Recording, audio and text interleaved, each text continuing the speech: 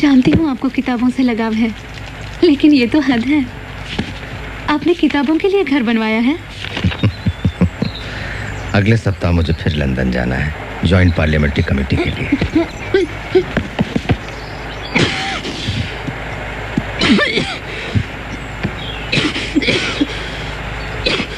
रमा, यहाँ बैठो।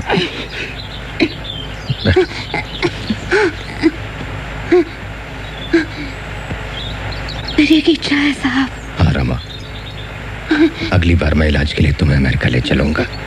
नहीं, यही ठीक होगा। अमेरिका और इंग्लैंड नहीं, पंढरपुर।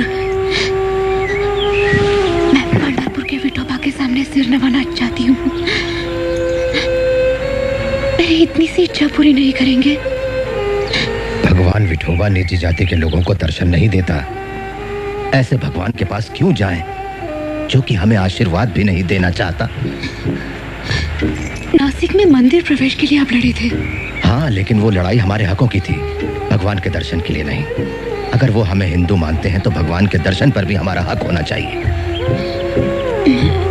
मैं और अछूतों की तरह दूर से ही दर्शन कर लूंगी। नहीं नहीं रमा, नहीं।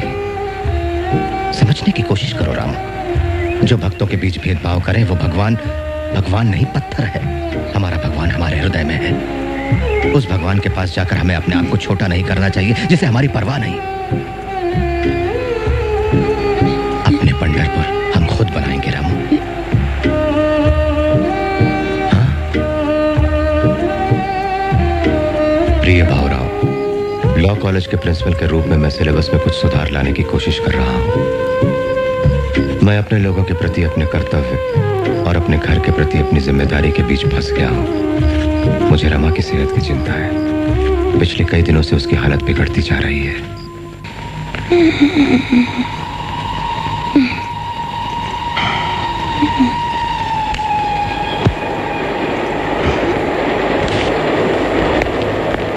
बहुत कोशिश की मैंने। रमा, पी लो इसे, अच्छी हो जाओगी। नहीं, जल्दी से अच्छी हो जाओ, मैं तुम्हें अच्छे से अच्छे डॉक्टर को दिखाऊंगा। जरूरत नहीं। मैंने तुम्हें हमेशा दुख दिया है रमा। मैं खुश हूँ। मैं शांति से मरूंगी। मैं मरने से नहीं डरती। मैंने कई मृत्यु देखे। मेरी माँ, पिता, आपके माता पिता, चाचा, आपके भाई, हमारे 4 बच्चे,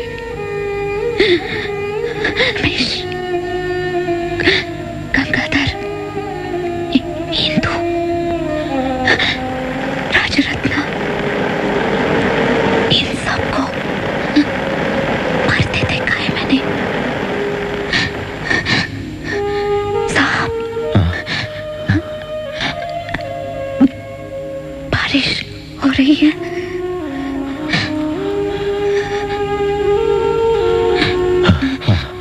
हो रही है।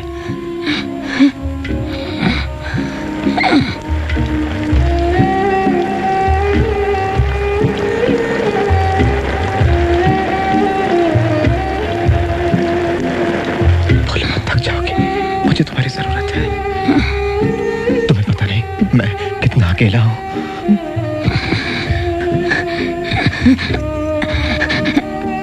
निराश मत होना, लड़ते रहना। अपना यशवंत।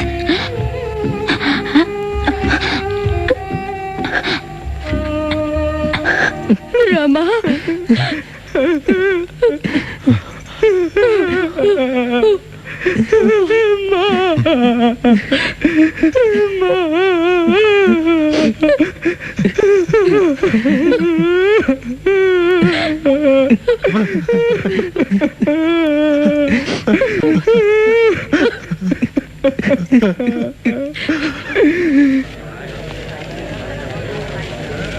बाबा साहब। हाँ, हजारों लोग इंतजार कर रहे हैं, तो अब चले। हाँ।